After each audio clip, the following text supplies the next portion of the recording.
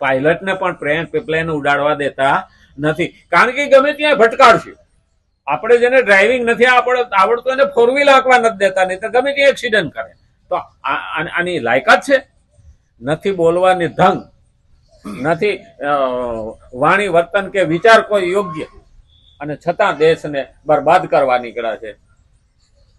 બહુ બહુ ખરેખર અટાણે હાલત છે કે નહીતર આપણો દેશ એટલો પ્રગતિમાં હોય, વિશ્વગુરુ થઈ જાય. અને એટલે જ કીધું છે કે કુળના નાશથી સનાતન. અર્જુનનો ભાવ એ હતો કે યુદ્ધ કરવાથી વર્ણ સંકરતા ઉત્પન્ન થશે. અર્જુનના અમુક દલીલો ભગવાને મહત્વના જવાબો આપ્યા છે કે વર્ણસંકર થશે, પણ એના રસ્તા છે, છતાં હરામખોરોને હટાડવા પડશે. આ તો ટાઈમ થઈ ગયો ને, આવતીકાલે રામચંદ્ર ભગવાન, કૃષ્ણ કનૈયા લાલ, ગજાનંદ ગણપતિ ભગવાન નમઃ. હર હર મહાદેવ. હર